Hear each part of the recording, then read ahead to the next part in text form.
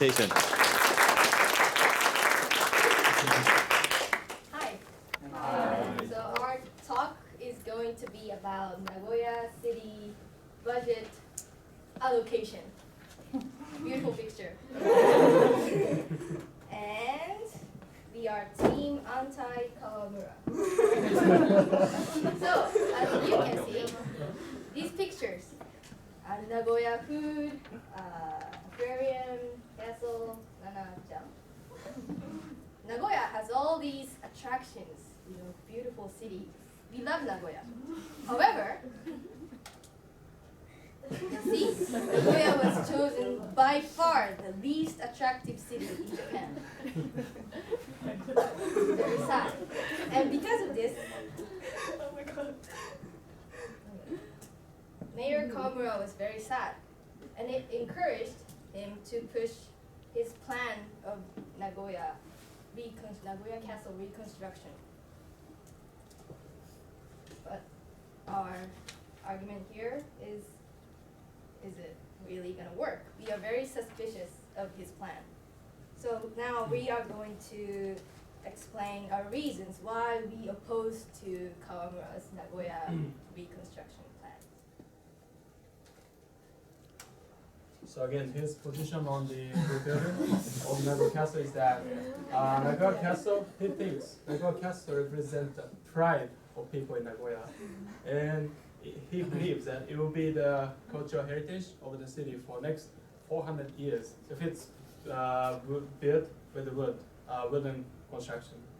But we are so skeptical about this statement and his misbelief in this. So here's why we can't agree with him. 3 reasons. The source of budget is unclear. Projected impact on tourism is uncertain. And developmentalism is unfit for contemporary Japanese society. And since a lot of money is involved in this project, we have to think about it again as a nation citizen of the Nagoya city. So it takes 50 billion yen to rebuild the castle. It's projected. So it's a huge amount of money, 500 oku yen. Okay. And currently entrance fee is 500 yen, and approx visitors to the Nagoya Castle every year is 1.5 million. But Kawamura's ambition is like he wants 4 million visitors to come to the castle every year. So how can we achieve his ambitious goal while balancing the city budget? We are so skeptical about this. And actually this project is in dilemma because, for example, if we increase the entrance fee from 500 yen to, let's say, 10,000 yen, the number of tourists to Nagoya Castle will probably decrease from 1.5 million. And on the other hand, if the entrance fee remains the same, it takes time to balance, to reach the estimated cost, 500 billion yen, and it's projected to take at least 20 years if the 4 million visitors comes to the castle every year. So it takes time. So either way, this project is so unrealistic. And this topic reminds me of what I learned in a class with Brett, which is developmentalism and social welfare.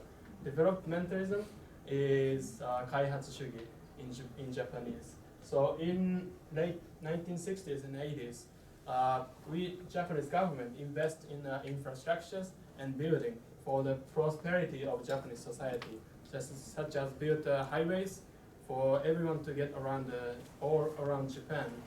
So that thanks to this, the people's way of life improved a lot. But now in the 21st century, since Japan's become a developed country, no longer developing country, we need to invest in social welfare rather than the building and the infrastructure things. because we already have it. We don't need that. Instead, we need the social welfare. So this is what I learned in this class.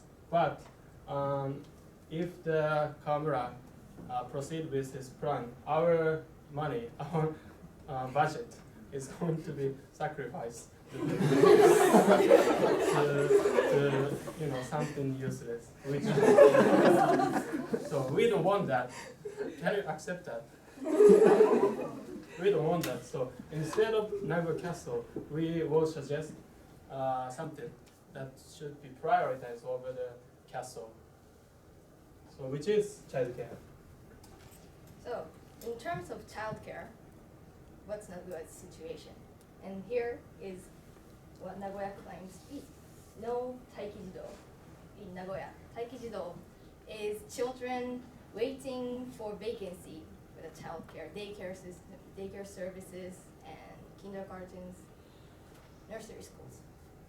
And we were very skeptical about this. No taikijido.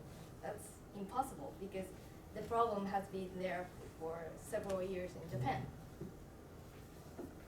So we looked into it, and this is what we found. So at the same time, we also have a term called kakure taikijido. It's hidden.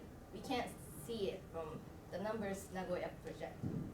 And so even though right here, Nagoya claims to have no taikijido, the children waiting on the waiting list for 3 years, 2014, 2015, 2016, the hidden children. We have the hidden children on the waiting list. We have over 500 children here. And we can't really see it, so we think the problem is not there, but we actually have it. And there are articles about this too, over about 600 of them we have. So why does this kakure, hidden thing, happen? It's because we have different definitions of children on the waiting list. So for example, in Sendai, Nagoya, we have a totally different definition. In Sendai, they consider the children as taikijido, even when the parent is taking childcare leave or when they are extending childcare leave. But in Nagoya, they don't consider the children taikijido. So that way, Nagoya has less taikijido than Sendai has. So we have a way to fix this problem. Okay.